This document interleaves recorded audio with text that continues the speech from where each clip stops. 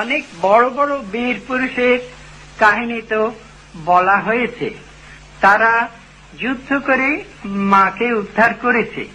আমি বলবো একটি ছোট্ট বীর পুরুষ, সে এখনো বীরত্ব তার শুরু হয়নি, সে কল্পনা করছে বড় হলে বোধ হয় সে মার জন্যে লড়াই করবে এবং মাকে উদ্ধার করবে।